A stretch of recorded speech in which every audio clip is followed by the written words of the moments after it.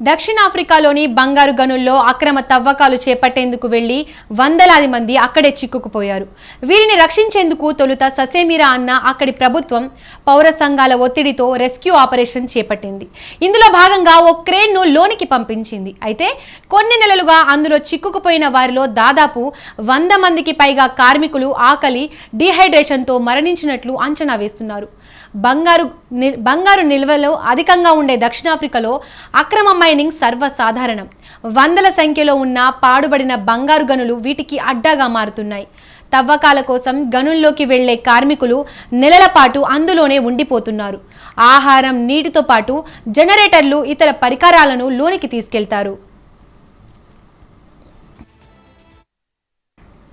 అక్రమ తవ్వకాలను తీవ్రంగా పరిగణించిన ప్రభుత్వం ఆపరేషన్ క్లోజ్ ది హోల్ను 2023 డిసెంబర్లో చేపట్టింది. ఇందులో భాగంగా దాదాపు 13,000 మందిని అరెస్టు చేసింది.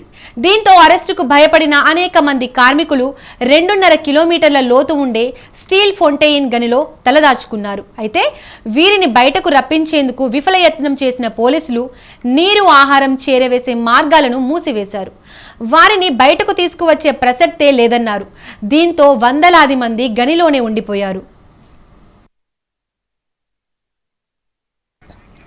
ఆకలితో కార్మికులు ప్రాణాలు కోల్పోతున్నారని, ఇప్పటికే 96 మంది చనిపోయారంటూ ఓ కార్మికుడు రికార్డ్ చేసిన వీడియో ఇటీవల బయటకు వచ్చింది.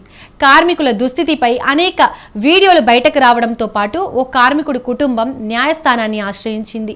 దీంతో చర్యలు చేపట్టిన ప్రభుత్వం స్టీల్ ఫౌంటైన్ గోల్డ్ మైన్లో తాజాగా సహాయక చర్యలు చేపట్టింది. జనవరి 10 నుండి ఇప్పటి వరకు 35 మందిని సురక్షితంగా రక్షించినట్లు, 24 మంది మృతదేహాలను బయటకు తీసినట్లు అధికారులు, స్వచ్ఛంద సంస్థ ప్రతినిధులు వెల్లడించారు. జనవరి 14 నుండి 8 మందిని ప్రాణాలతో, మరో 6 మృతదేహాలను బయటకు తీసుకువచ్చామని చెప్పారు. అయితే మరో 500 మంది ఇంకా భూగర్భంలోనే ఉన్నట్లు భావిస్తుండగా అందులో అనేక మంది ఆకలి, అనారోగ్యంతో ఉన్నట్లు అంచనా వేస్తున్నారు. గనిలోకి వెళ్లేందుకు ఉంచిన తాళ్లు, కప్పి వ్యవస్థను పోలీసులు తొలగించడం వల్లే బయటకు రాలేకపోతున్నారని మానవ హక్కుల సంఘాలు ఆరోపిస్తున్నాయి. దీంతో ఆకలితో ఎంతో మంది చనిపోతున్నారని చెబుతున్నారు. వీరి వాదనను ఖండిస్తున్న పోలీసులు బయటకు వస్తే అరెస్టు తప్పదన్న భయంతోనే వారు బయటకు రావడం లేదని పేర్కొంటున్నారు. గతంలోనే ఇటువంటి రెస్క్యూ ఆపరేషన్ చేపడితే ఎవరు ప్రాణాలు కోల్పోయేవారు కాదని, ఇప్పటికైనా సహాయక చర్యలు చేపట్టడం ఊరట కలిగించే విషయమని స్వచ్ఛంద సంస్థ ప్రతినిధులు చెబుతున్నారు.